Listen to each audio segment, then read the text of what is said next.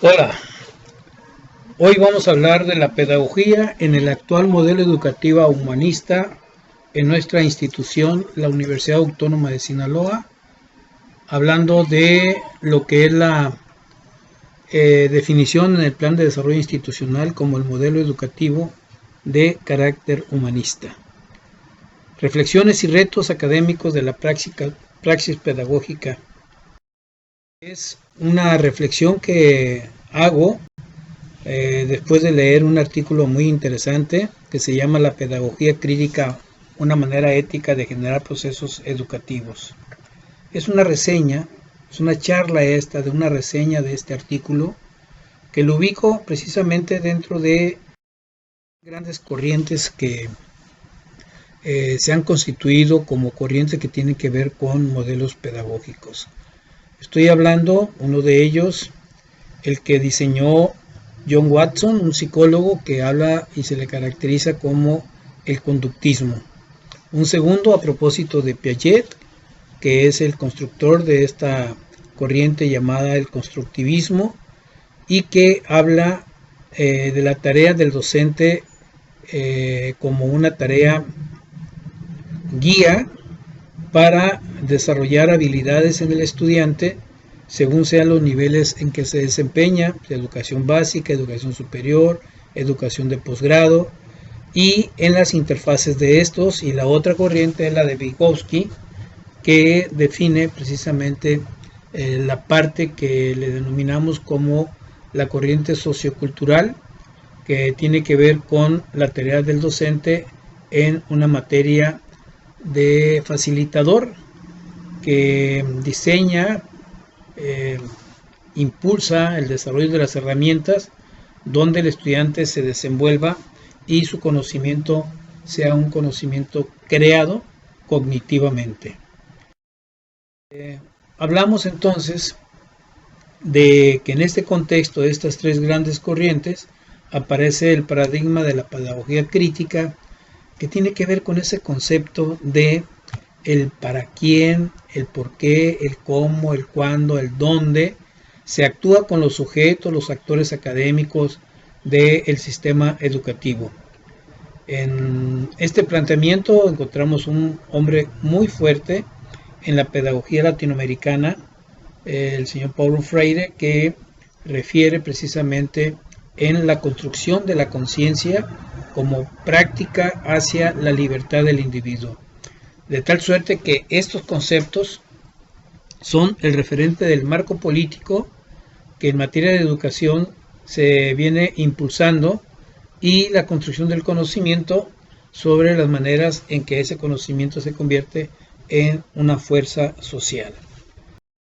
Esto significa que la tarea del maestro en esta corriente, que yo lo ubico como parte del construccionismo, la tarea del maestro lo ubica en que hay que aprender tomando conciencia de la realidad para el compromiso de transformarla. De ahí entonces que la tarea del maestro sea, o llámese facilitador, llámese docente, llámese guía, pero desarrollar las competencias de cómo el estudiante sea capaz, con niveles de libertad, de autonomía, de agilizar el acceso a la información, al mundo de la información científica, tecnológica, del humanismo, de las ciencias sociales. Luego sea capaz, con todas las técnicas del análisis, pasar a niveles de comprensión de esa realidad, su compromiso de interpretarla para transformarla. Esta es una corriente del materialismo histórico que se retoma precisamente en la corriente del pensamiento de la pedagogía crítica y de la pedagogía de la praxis de la libertad. Pero ¿qué es esto que estamos llamando la pedagogía crítica? Estamos hablando que tiene un alto principio pedagógico donde el docente tiene mucha conciencia, tiene mucho sentido de responsabilidad espiritual con su realidad, que obviamente hace rupturas con su pasado, con el desarrollo histórico de la humanidad y que se plantea precisamente reconfigurarla como el compromiso que todo docente tiene en su desarrollo ético de la profesión. Por eso el autor retoma este pensamiento, me refiero a Roberto Ramírez Bravo, que los fines de la pedagogía crítica se toman, uno, el conocimiento como fuente de liberación de Freire. La otra es desarrollar la construcción del conocimiento en función de los significados. Recuerden ustedes que el problema de la conciencia es un problema de cómo el estudiante, el docente, el directivo, el rector, todo un sistema hacen construcción de esos consensos sobre los significados que la realidad está dotando al pensamiento consciente del actor académico. De ahí entonces que la formación de los intelectuales éticos llevan a tener esa responsabilidad de la búsqueda de la verdad. ¿Qué es la verdad? Bueno, hablamos que la verdad es la construcción de un discurso de consenso en las instancias de los claustros académicos, consejo universitario, las reuniones de posgrado, las reuniones de las academias. Ahí es donde se procesa este concepto de verdad y que, trascendiendo la propia institución, trasciende al mundo de la ciencia, de la academia, de las universidades. Eso es construcción de las verdades. Es decir, no hay una sola verdad, sino que la verdad que se descubre y se procesa se pone a discusión para construir ese gran consenso en la discusión del discurso. Entonces, los fines, como lo declara el mismo Chomsky, tiene la obligación de contemplar los acontecimientos en una perspectiva histórica. Es decir, la realidad está en constante cambio, quieras o no quieras, pero tú tienes que ser actor del cambio. Eso es la pedagogía crítica. Y entramos que el planteamiento del modelo educativo humanista en la pedagogía crítica tiene que ver con fortalecer espacio del aula, espacio del laboratorio, el espacio de los consejos técnicos, el espacio del consejo universitario, donde haya ese sentido que la formación de profesionistas es también formación de científicos, de tecnólogos, de ciudadanías, y tiene que tener el sentido al servicio de la voluntad, del poder hacer, del poder servir. Por lo tanto, en este modelo educativo humanista se establece como la ética del compromiso social un camino de transformación social, precisamente en beneficio de las mayorías. Tiene que ver con el asunto de la democracia, de la de justicia, de equidad, de liberación, de emancipación. Tiene que ver con eso el sentido humanista. Si no lo vemos desde ese sentido, simplemente estamos atrapados en un tecnologismo del discurso, lo cual sí nos lleva a pensar que la pedagogía crítica, la pedagogía de la ética del compromiso social, es fortalecer la autonomía y la autogestión, con miras a la construcción de un pensamiento propio. ¿Cómo lograr que un estudiante, al momento de entrar al aula, entre el maestro, entran sus compañeras y compañeros y llevan ya una apreciación cognitiva de lo que se está viendo temáticamente en los cursos? Bueno, eso significa que la tarea del actor académico llamado docente, llamado sistema institucional, es fortalecer la autonomía y autogestión del estudiante. ¿Para qué? Pues para que este sea un actor que dirima, vea diferencias, vean cuál es lo justo, cuál es lo asertivo, cuál es lo propositivo, cuál es lo que tiene alcances de construcción social aceptable para que de esta manera, como dice Munera, pueda estar en la sintonía de un conocimiento de transformación social. De ahí entonces que la intercomunicación académica es poner en discusión la diversidad de las intenciones compartidas por quienes intervienen. Y por lo tanto, el sentimiento de autonomía es también reconocer la diferencia. Y si se reconoce la diferencia, es que efectivamente estás haciendo un acto ético de el discurso es construcción del debate, que el discurso es construcción de las diferencias para buscar la construcción de los consensos. Esa es la parte de la pedagogía crítica. De ahí entonces, como lo dice el señor Roberto Ramírez, que el contexto de la pedagogía crítica son estos 6 conceptos. Hay una comunicación horizontal, es decir, hay diálogo, hay discusión, hay construcción de consenso en los discursos. Segundo, hay significación de los imaginarios, es decir, tomar conciencia de la realidad es asumir un compromiso con la naturaleza, con la sociedad, con las mentalidades. Además, el contexto también está fuertemente dándole un sentido al proceso educativo. Por eso es correcto ponerle apellido a los modelos educativos.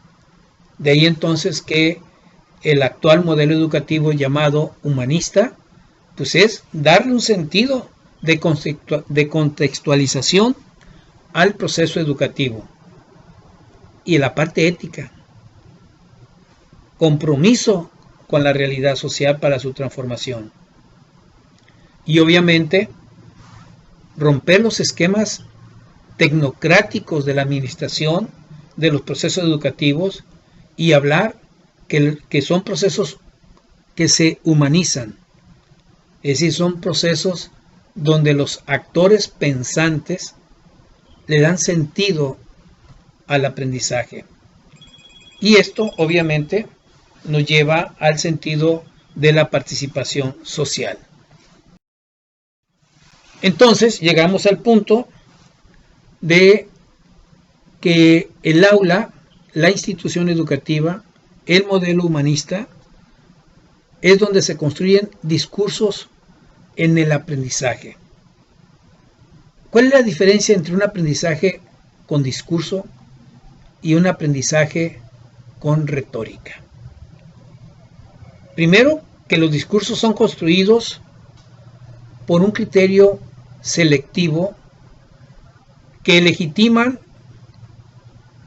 el lenguaje académico, de experiencias humanas, de relaciones sociales y de forma de razonamiento. El estudiante y el docente, al desarrollar su discurso, es construcción del lenguaje académico. Tenemos el lenguaje común, tenemos el discurso común y tenemos el conocimiento común. Y tenemos, contrario a esto, el discurso científico, discurso académico y el discurso del conocimiento organizado en el campo de el ejercicio de las ciencias y las profesiones. Por ello hablamos que la construcción del discurso es una función del docente en un carácter de mediador. Es decir, hay negociaciones en el campo de el aprendizaje. En el desarrollo del trabajo curricular, los participantes de la comunidad educativa aprenden que el maestro es un mediador ético. Y si es un mediador ético, este docente debe ser una persona capaz, que tenga una amplitud conceptual, es decir, que tenga una formación suficiente para orientar, para dirimir, para encauzar. Y eso significa el manejo teórico, el aprendizaje de las tradiciones científicas, tecnológicas y humanistas. Además, que tenga disposición para potenciar las capacidades de habilidades del pensamiento, que se cuestione, que se reflexione y se deslinde y se asuma las posiciones del conocimiento de frente a la realidad, que se está en el campo de las ciencias de la salud, que se está en el campo de las ciencias tecnológicas y de las ingenierías, que se está en el campo de las ciencias sociales y humanistas, que se está en el campo de las ciencias administrativas. Eso es espacios donde se potencian las habilidades del pensamiento. Claro, los resultados como productos como tales, podrá ser diferente un pensamiento de un químico al de un sociólogo, o podrá ser diferente de un médico al de un trabajador social. Pero lo importante es que desarrollen las habilidades de pensamiento y contenido. De ahí entonces que aquel concepto de autonomía y autogestión son actos de autodeterminación para saber lo que se está aprendiendo y evaluar si estamos haciendo las cosas correctamente. Y por lo tanto, el ejercicio debe de ser construcción cognitiva y autoevaluación de las tareas. Son las tareas que tiene que desarrollar el docente como mediador en el proceso del aprendizaje. ¿Y cuáles son entonces esas acciones específicas que se desarrollan en este proceso de la pedagogía crítica? 1. Desarrollar capacidades metacognitivas, analizando sus fortalezas, analizando sus debilidades y definir de manera autorregulada la capacidad de construcción del discurso académico científico. Además, el docente debe de orientar a establecer objetivos y metas alcanzables. Es decir, que la generación de aprendizajes no lleven precisamente a un proceso de confort, a un proceso de frustración. Ni confort ni frustración, sino el docente como mediador en la pedagogía crítica es que se planteen objetivos de aprendizajes y metas alcanzables. Luego, el docente debe de experimentar esa parte interesante que tiene que ver con objetivos establecidos. De ahí entonces que el docente debe tener esa fortaleza de saber qué ejercicios desarrollar, impulsar, qué materiales trabajar, qué actividades orientar para hacerse y lograr que la experiencia a desarrollar del estudiante sea una experiencia que le lleve a un constante aprendizaje. El docente no debe de ser aquel que esté acosando, aquel que esté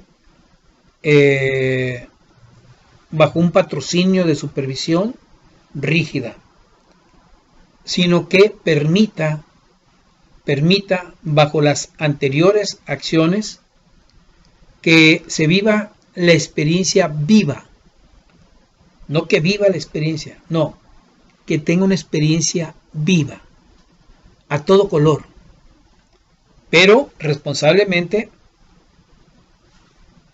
mediar el resultado, evaluar el resultado, para que el estudiante se reconozca su propia capacidad de progreso.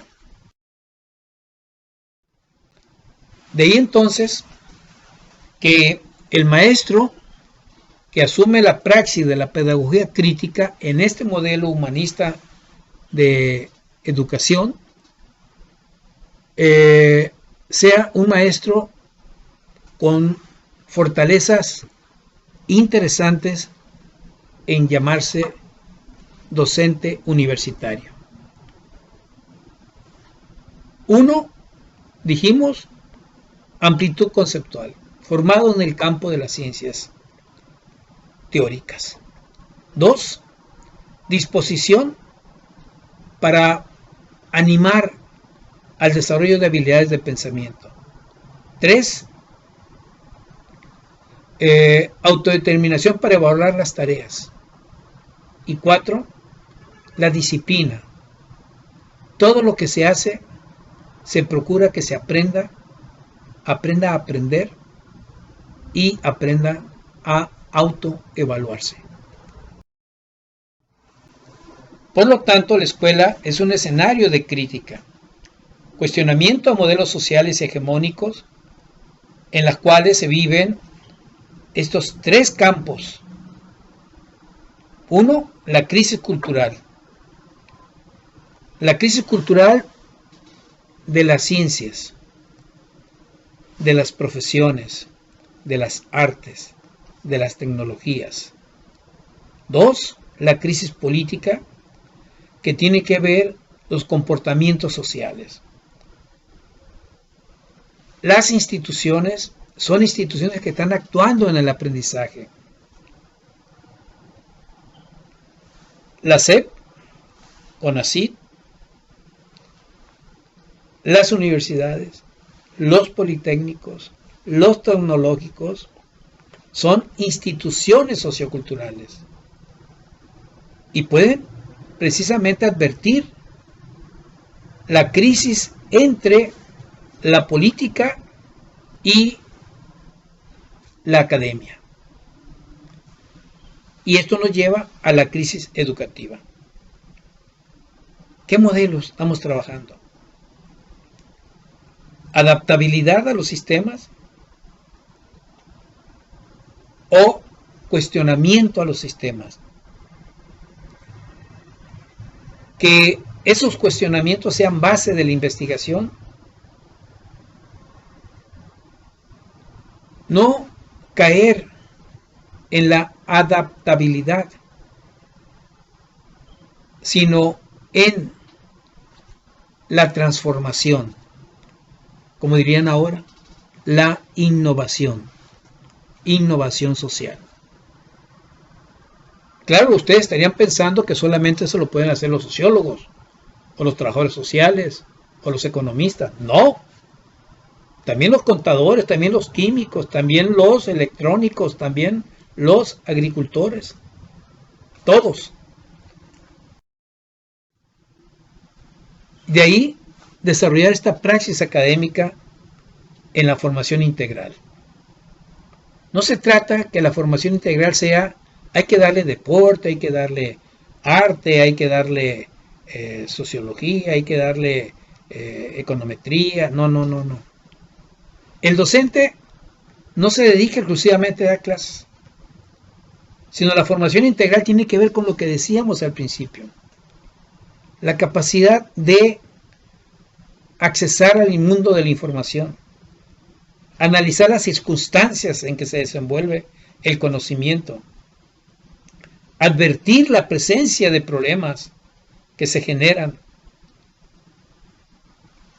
entender que lo que se está aprendiendo es para que se generen conocimientos y por lo tanto formar intelectualmente en el compromiso de la ética ciudadana al universitario. Y llegamos al punto que el sujeto de la praxis pedagógica en el modelo educativo humanista es aquel académico que asume responsabilidades, conciencia del esfuerzo personal, la capacidad de autocrítica, el fortalecimiento de intercambio entre iguales, el diálogo, la constante cooperación y colaboración, competencias, la intervención activa en los diferentes procesos, habilidades de sociabilidad, la permanente búsqueda de explicaciones, es decir, el pensamiento crítico, la visión del pensamiento divergente, la construcción de consensos, es la responsabilidad de ser verbalizado. Es decir, el universitario es un ser concebido como acontecimiento. Vive un contexto, vive una cultura, vive una realidad.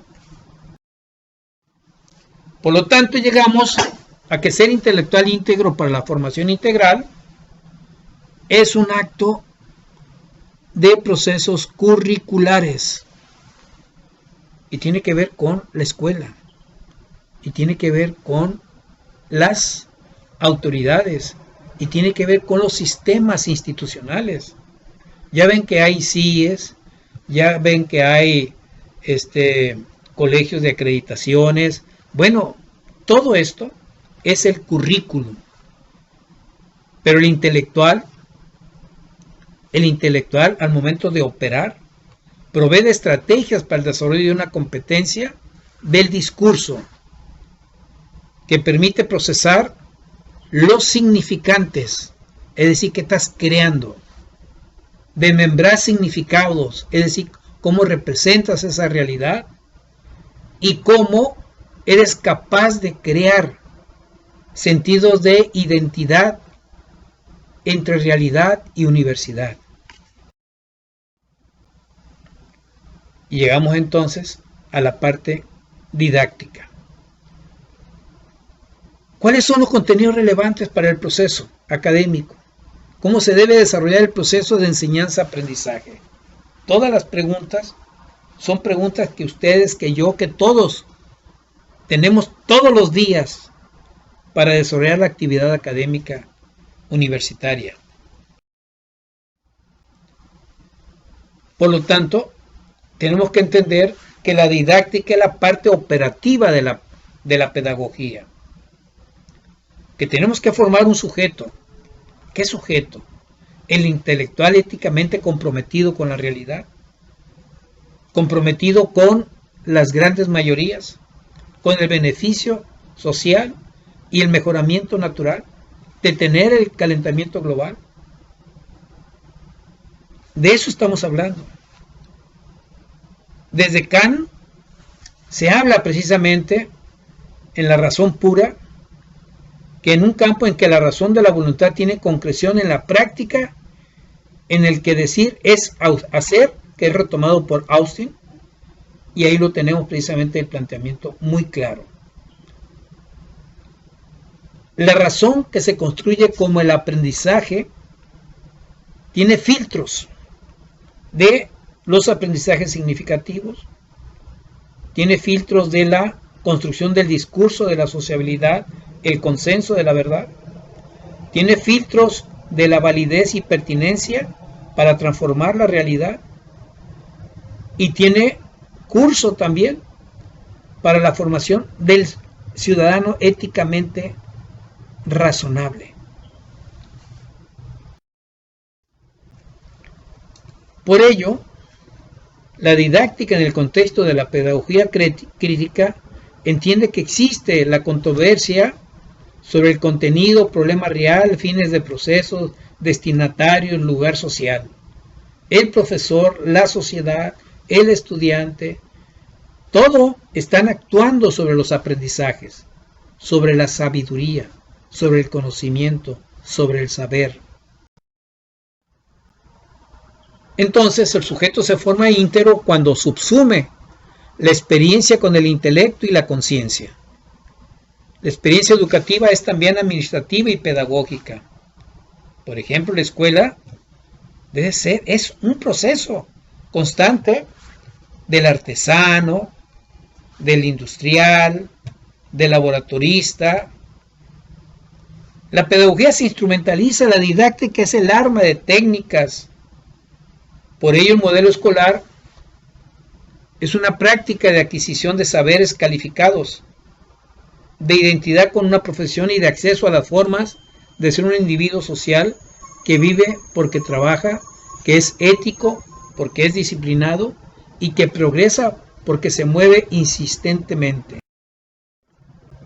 Y las secuencias didácticas, allí donde te sientas ante el escritorio, donde te sientas a discutirlo con tu academia, donde te sientas a discutirlo con tu autoridad directiva, donde te sientas a darle respuestas a los organismos certificadores, evaluadores, tiene la construcción, la responsabilidad de una secuencia didáctica a presentar. ¿Cómo se debe desarrollar el proceso de enseñanza-aprendizaje? Eso es lo que en la escuela tiene que discutirse. No solamente qué materia voy a dar, cuánto tiempo debo de impartir las clases. No. Implica actos de discursos, de implicaciones, de responsabilidades. La teoría ejemplifica con los casos de la vida real e incluso con la vida cotidiana del estudiante, y eso es lo que tiene que transmitirse en la redacción didáctica de la propuesta a desarrollarla en el espacio universitario. ¿Qué enseñar? ¿Qué aprender? Obviamente, si lo vemos separado de la conciencia, entonces si yo le estoy enseñando evita el calentamiento global, pues le estoy informando, pero no estoy trabajando la conciencia. ¿Cómo trabajar la conciencia después de que sé que hay calentamiento global? Bueno, ahí está todo lo que hemos venido aquí hablando. Que viva la experiencia viva. Que se tengan los antecedentes, sí. Se tenga el tamaño de los problemas que existen también, pero también buscar las soluciones. Y eso significa la generación del acto consciente. Y entonces, ¿para qué aprender? Pues para resolver problemas. Ahí está. Eso es lo que tenemos que hacer. Por ello, destaca que el conocimiento, que el aprendizaje es el compromiso ético social. Claro, viene el espacio de que aprendo para trabajar, creando